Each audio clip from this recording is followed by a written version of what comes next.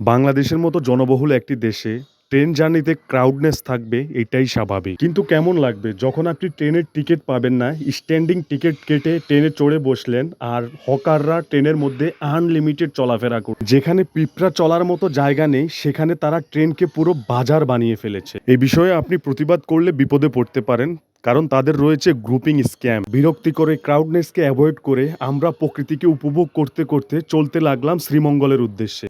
Hello everyone, আজকে আমি বাড়ি থেকে চলে যাচ্ছি বাংলাদেশের চায়ের রাজ্য খ্যাত মৌলভীবাজার জেলাতে।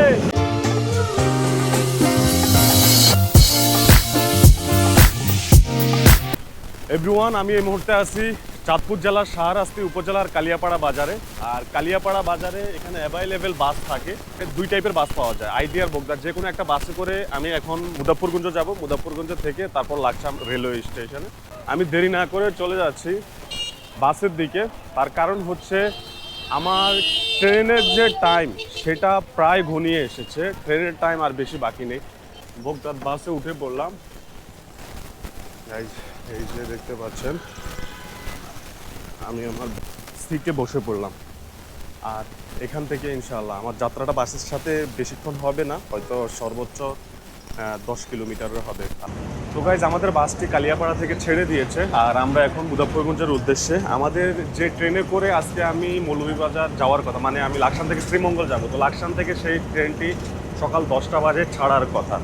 আর এখন সময় হচ্ছে 9টা বেজে 1 মিনিট। আপনার এখান থেকে হয়তো সর্বোচ্চ 30 থেকে 40 মিনিট সময় লাগবে। 10 মিনিটের যাত্রা শেষে আমি পৌঁছে গেলাম এখন মুজাফফরগঞ্জ বাজারে। যাই বাস থেকে আমি নেমে পড়ছি। আল্লাহ হাফিজ। তো আর নেমে পড়লাম আমি মুজাফফরগঞ্জ বাজারে।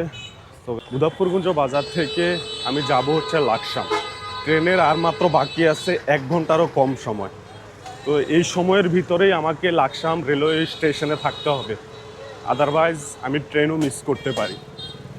এখান থেকে সিএনজিতে করেই আমাকে যেতে হবে লাকসামে। আচ্ছা, লাকসাম আর নোয়াখালীর রাস্তা হচ্ছে এটা, মানে চাইলে আপনারা এই রাস্তা ধরে লাকসাম কিংবা নোয়াখালী যেতে পারবেন। মুজাফফরগঞ্জ থেকে লাকসামের ভাড়া মেবি 30 টাকা, না জানি 40 টাকা, আমি ঠিক জানি না। বেশ, সিট আছে আছে লাকসাম যাবো আর কি। ভাড়া কত করে? ভাড়া অনলি 40 টাকা। 40 টাকা। তো গাইজ, দেখতে পেলেন আপনারা, মূলত এই গাড়িতে করেই আমাকে যেতে হবে। তো মুজাফফরগঞ্জ থেকে আসলে ভাগ্যক্রমে আমাকে বেশিক্ষণ দাঁড়াতে হয়নি, আমি এসেই সিএনজি পেয়ে গেছি। লাকসাম এসে পৌঁছে গেলাম, কিন্তু বৃষ্টি শুরু হয়েছে, আমি অনেকটা ভিজে গেছি সিএনজিতে থেকে। তো আমি মুজাফফরগঞ্জ থেকে লাকসাম জংশনে এসে নামলাম। জংশন থেকে এখন পায়ে হেঁটে একটু সামনেই হচ্ছে লাকসাম রেলওয়ে স্টেশন। বা গাইজ, এখন সময় হচ্ছে 9টা বেজে 39 মিনিট। আর আরেকটা বিষয় গাইজ, আমার কাছে কিন্তু টিকিট কাটা নেই।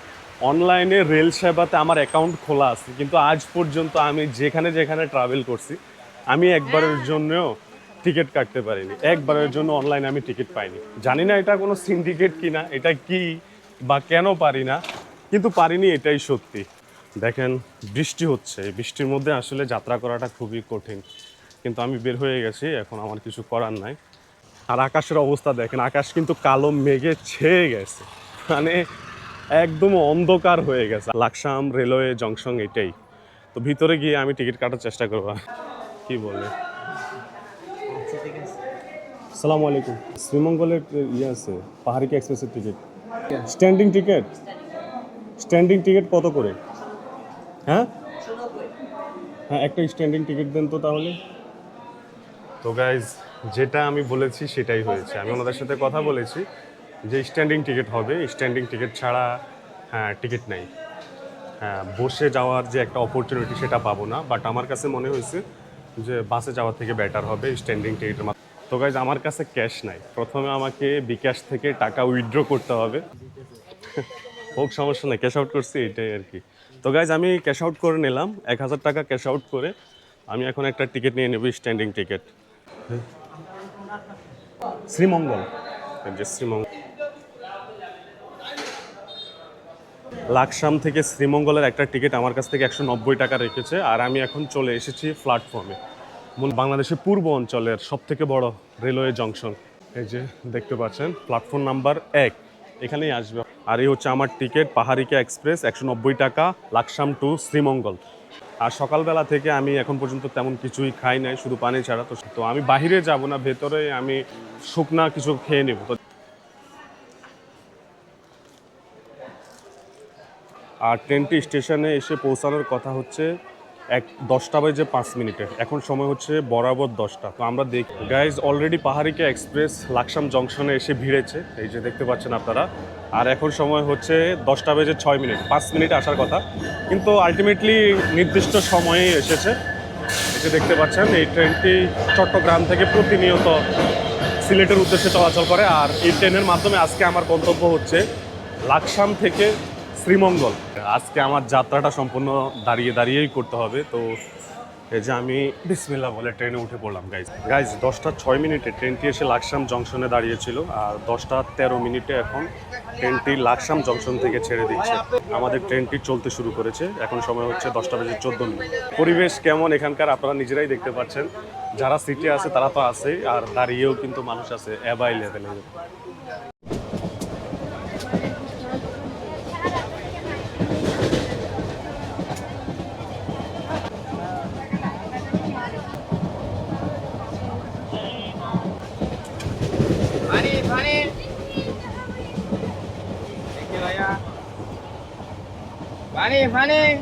আমি দাঁড়িয়ে যাচ্ছিলাম, কিন্তু আমার পাশে থাকা আন্টি বসেই যাচ্ছিল নিজের জন্য। উনি স্টেশনে হকারদের কাছ থেকে চমুচা নিয়েছে, সেই চমুচা থেকে আমাকে আন্টি 2টা চমুচা অফার করেছে। এই ধরনের খোলা খাবারগুলো খাওয়ার হ্যাবিট আমার একদমই নেই, শুধুমাত্র ওনার দিকে তাকিয়ে নিয়েছিলাম। উনি আমাকে তারপর পানি, টিস্যু দিল মুখ মোছার জন্য। আমি যেখানে দাঁড়িয়েছিলাম আমার পাশেই বসেছিল ওই ভদ্রমহিলা। ট্রেনের ভিতরে দাঁড়িয়ে থেকে অনেক টায়ার্ড হয়ে গিয়েছিলাম, একটু সুযোগ পেতেই এসে দরজার সামনে দাঁড়ালাম। এখন আখাউড়া ক্রস করে ফেলেছি, আর আখাউড়া থেকে আমরা এখন রওনা হয়ে গেছি সিলেটগামী এই ট্রেনটি সিলেটের উদ্দেশ্যে। আর আমি নেমে যাব প্রতিমধ্যে। হকারদের অ্যাটিটিউড দেখেন, মানে ওদের কথা হচ্ছে মাল বিক্রিও করব তোমাদের কাছে, কিন্তু তোমরা যদি আমাদের সাথে উল্টাপাল্টা করো তোমাদেরকে পেটাবো আমরা। ট্রেনের ভেতর ফ্যাসিলিটিসের কথা বলতে গেলে খুব সুন্দর একটি মিরর ছিল, সাথে একটি বেসিন, ইভেন বেসিনে পানি আসছিল গাইজ। আর ট্রেনের টয়লেটের কথা বলতে গেলে আমি কখনোই আপনাদেরকে সাজেস্ট করব না ট্রেনের টয়লেট ইউজ করেন। মানে কেমন না, আপনি মনে করেন কেউ আপনাকে ধরে ধুলাচ্ছে আর আপনি আপনার প্রাইভেট কাজ করছেন, এটা হয়?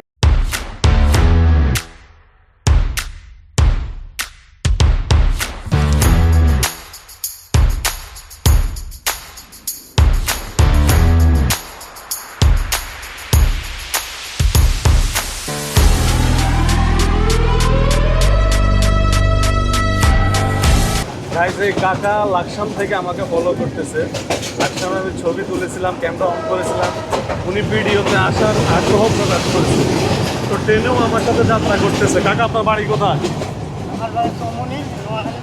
নোয়াখালী চৌমোহনী। কোথায় যাচ্ছেন? শায়েস্তাগঞ্জে। কেন? বোনের বাসায়। তো গাইজ দেখতে পেলেন নোয়াখালীর এই কাকা আমার সাথে ট্রাভেল করতেছে। আপনি তো লাকসাম থেকে উঠছেন মনে হয়। গাইজ এই যে দেখতে পাচ্ছেন শায়েস্তাগঞ্জ রেলওয়ে স্টেশন। গাইজ আর বেশিক্ষণ বাকি নেই আমাদের জার্নির। গাইজ লাকসাম থেকে ট্রেনে ওঠার পর এত পরিমাণ ক্রাউড ছিল, একজন মানুষ এক জায়গা থেকে অন্য জায়গায় পা ফেলার জায়গা ছিল না। শায়েস্তাগঞ্জে এসে মোটামুটি অনেকটা ভিড় কমেছে। আমি এখন যদি ট্রেনের পরিস্থিতি আপনাদেরকে দেখাই, যে মোটামুটি স্পেস হয়েছে, এতক্ষণ এই স্পেসগুলোও ছিল না, এইখানেও দাঁড়ানোর মতো জায়গা ছিল না। মোটামুটি এখন স্পেস হয়েছে, আপনারা দেখতে পাচ্ছেন। তো এটা হচ্ছে শায়েস্তাগঞ্জ রেলওয়ে স্টেশন, দেখতে পাচ্ছেন শায়েস্তাগঞ্জ জংশন। আর আমার গন্তব্য তার পরের স্টেশন, মানে শায়েস্তাগঞ্জের পরের স্টেশনে হচ্ছে শ্রীমঙ্গল। তো আমি ইনশাল্লাহ শ্রীমঙ্গলে নেমে যাবো গাইজ। তো দেখতে পাচ্ছেন ট্রেনটা এখানে ব্রেক দিয়েছে, এখান থেকে অনেক যাত্রী নেমেছে। আবার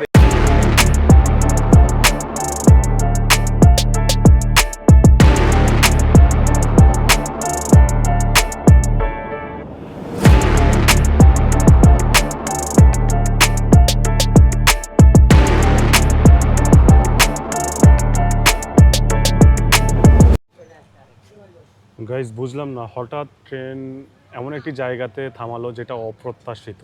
যেমন এখানে কোনো স্টেশন নেই, তো এমন একটি জায়গাতে ট্রেন দাঁড়িয়ে গেল। আখাউড়া থেকে সিলেট পর্যন্ত এই রেল লাইনটি হচ্ছে এক লেনের রেল লাইন। আমাদের এই পাহাড়িকা এক্সপ্রেস ট্রেনটি এই জায়গায় দাঁড়িয়ে গেল। আর দাঁড়ানোর কারণ হচ্ছে ঠিক সামনে থেকে আরেকটা ট্রেন এসেছে, শ্রীমঙ্গল স্টেশন থেকে আরেকটা ট্রেনকে আসার জন্য অনুমতি দিয়ে দিয়েছে। এখন 2টা ট্রেন মুখোমুখি হয়েছে, আল্লাহ বাঁচাইছে। ওইটা মনে হয় ওইখানে আরেকটা লাইন আছে মনে হয়, ও সাইডে চলে গেছে। যদি আমাদের ট্রেন রানিং থাকতো তাহলে কিন্তু ওটার সাথে গিয়ে সংঘর্ষ হইতো। এই যে দেখো ওই যে দূরে আমি দেখতে পাচ্ছি ট্রেনটা দাঁড়িয়ে আছে, সাইডে আরেকটা ট্র্যাক ছিল, সিলেট থেকে যে ট্রেনটি এসেছে সেটা ওই ট্র্যাকে চলে গেছে। ওই ট্র্যাকটা কিন্তু তেমন ইউজও হয় না, ওই যে দেখেন ব্যবহারও হয় না। এই যে আমাদের ট্রেনটি এখন লাইন ক্লিয়ার পেয়েছে, আমাদের ট্রেনটি এখন ছেড়ে যাচ্ছে। এই ট্রেনটির নাম্বার হচ্ছে 3027। এই যে দেখতে পাচ্ছেন 3027 নাম্বার ট্রেন, এটা সাইডে দাঁড়িয়েছে। এই যে দেখেন ছাদের উপরে মানুষ আছে গাইস, দুইটা যেহেতু একটা লেন সেজন্য সাইডে দাঁড়িয়ে আমাদের ট্রেনটি আগে চলে যাচ্ছে। ও এই যে দেখতে পাচ্ছেন গাইস,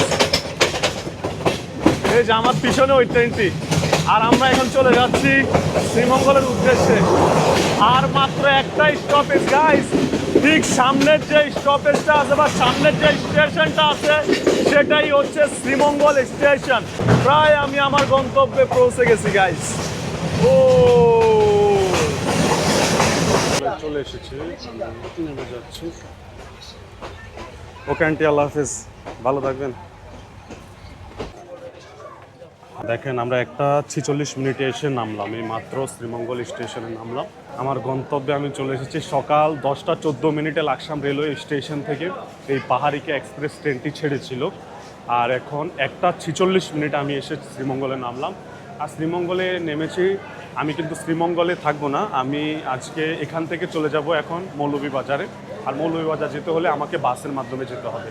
যাই হোক, আমি শ্রীমঙ্গল স্টেশন থেকে আগে বের হয়ে যাই, শ্রীমঙ্গল রেলওয়ে স্টেশন। আর বের হতে হলে মূলত এদিক দিয়েই বের হতে হবে।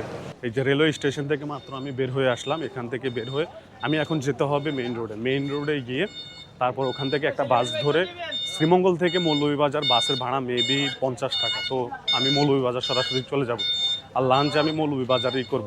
মূলত এটাই ছিল আমার আজকে যাত্রা। আমার পেজটা ফলো করে রাখবেন, ইউটিউব চ্যানেলটা সাবস্ক্রাইব করে রাখবেন।